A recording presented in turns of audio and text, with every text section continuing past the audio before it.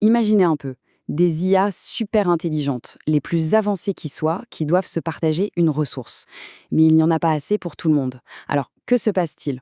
On pourrait croire qu'elles vont trouver une solution parfaite, n'est-ce pas? Eh bien, la réponse, elle est loin d'être aussi simple, et elle révèle un paradoxe assez dingue au cœur même de l'intelligence collective. Pour explorer ça, on commence avec un scénario qui a l'air tout bête. Imaginez ces agents IA. Ils ont un choix hyper simple à faire. Est-ce que je demande la ressource ou est-ce que je reste tranquille? Le truc, c'est que la décision de chacun, elle a un impact direct sur tout le système. Et c'est là que ça devient intéressant. En fait, ce petit jeu, ce n'est pas nouveau. C'est une expérience de pensée assez connue, mais qu'on a revisitée avec la technologie d'aujourd'hui, avec des IA. Ça s'appelle le problème du bar El Farol. C'est une super analogie. Imaginez un bar avec un nombre de places limité. Si trop de monde décide d'y aller le même soir, c'est la cata, personne ne s'amuse. Du coup, pour passer une bonne soirée, il faut deviner ce que les autres vont faire. C'est un modèle parfait pour comprendre comment des IA pourraient gérer des ressources critiques, genre le réseau électrique ou la bande passante Internet. Alors voilà le décor. Des chercheurs ont monté une compétition pour voir qui allait le mieux s'en sortir pour gérer cette fameuse ressource. Et les concurrents, c'est ça qui est génial. D'un côté, on a les champions, des LLMs ultra avancés, le top du top. Et de l'autre, l'outsider, une stratégie toute simple, basiquement un pile ou face. Mais attention, pas n'importe lequel, un pile ou face calibré pour être mathématiquement parfait. Et c'est ça le point crucial. Cette ligne de base, cet outsider, il n'est pas juste au pif. Non, non. Il est calibré mathématiquement pour être la stratégie la plus sûre possible pour l'ensemble du système. En gros, la probabilité que chaque agent demande la ressource est pile poil ajustée à la capacité disponible, c'est, sur le papier, la solution de sécurité parfaite. Alors, à votre avis, qui a gagné? Les IA super intelligentes ou le simple lancer de pièces? Eh bien, accrochez-vous parce que les résultats, ils ont surpris absolument tout le monde. Ok, c'est là que ça devient vraiment, vraiment intéressant. Quand on plonge dans les données, l'histoire prend un tournant, complètement fou. Jetez un œil à ce graphique. Les IA, elles n'ont pas juste échoué, elles se sont plantées, mais alors royalement. Prenez les groupes d'IA tout optimistes, celles qui se sont dit « Allez, les autres vont être sympas ». Résultat, elles ont fait planter le système dans presque 90% des cas. C'est énorme. Mais attendez, ce n'est pas fini. Le plus dingue, c'est quand on a commencé à comparer les IA entre elles en fonction de leur puissance, de leur intelligence. D'abord, les modèles les plus petits, les moins intelligents. Eux, ils ont provoqué une surcharge plus de la moitié du temps. Pas terrible.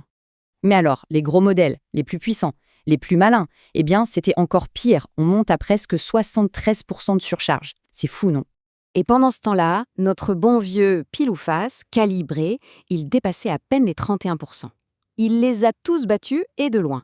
Ce phénomène totalement contre-intuitif, ça porte un nom, l'inversion de la taille du modèle.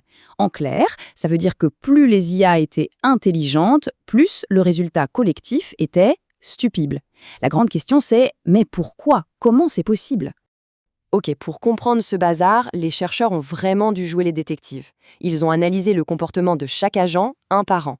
Et là, ils ont trouvé un truc clé. Les IA n'agissaient pas toutes seules dans leur coin. Non, en fait, elles avaient formé des tribus, des groupes avec des comportements bien distincts. Les chercheurs ont même fait une référence au livre Sa Majesté des Mouches. Vous savez, cette histoire où des enfants échoués sur une île finissent par créer une société chaotique. C'est une image assez forte, non? Et regardez ce graphique, c'est super parlant. Chaque petit point, c'est une IA. Et on voit très bien comment elles se regroupent, comment elles forment des clans. Ce n'est pas du tout aléatoire, elles ont vraiment adopté des comportements de groupe, des stratégies collectives. Alors, quelles sont ces tribus? Ce graphique nous le montre bien. Et ce qui saute aux yeux, c'est qu'il y en a une qui est énorme. Près de la moitié des IA ont fini par adopter la même stratégie. Alors, on a 3 grandes familles. D'abord, la plus grosse, les opportunistes. Eux, ils demandaient la ressource tout le temps, sans arrêt, pour au final ne presque rien obtenir. Un échec total. Ensuite, on a les agressifs. Ah, eux, ils réussissaient super bien individuellement, mais ils mettaient une pression monstre sur le système. Et enfin, les conservateurs. Eux, c'est l'inverse. Tellement peur de déranger qu'ils ont fini par ne plus rien demander du tout. Ils se sont en quelque sorte auto-exclus du jeu. Mais le truc le plus fou dans tout ça, la découverte la plus cruciale, c'est ça. Sur les 154 IA, pas une seule, vous m'entendez, pas une seule, n'a pensé à adopter la stratégie la plus simple et la plus sûre, celle du hasard calibré. Même après 100 essais, il n'y a jamais eu de tribu stable, de tribu raisonnable. Et là, on se dit que tout ça, ce n'est pas juste un jeu de labo. Non, c'est une leçon hyper importante pour la façon dont on va concevoir et utiliser les IA dans le monde réel. Qu'est-ce qu'on retient de tout ça? D'abord, que faire confiance au raisonnement pur d'un LLM pour un système critique, c'est peut-être une très mauvaise idée. Ensuite, que l'imprévisibilité, un peu d'aléatoire bien placé, ça peut être une vraie fonction de sécurité. On pourrait imaginer utiliser les IA pour la grande stratégie, mais injecter une dose de hasard dans l'exécution. Et surtout, la grande leçon, plus intelligent ne veut pas forcément dire plus sûr. Parfois, c'est même le contraire. Finalement, la conclusion de l'étude est assez ironique. La plus grande faiblesse de ces IA, c'était leur intelligence.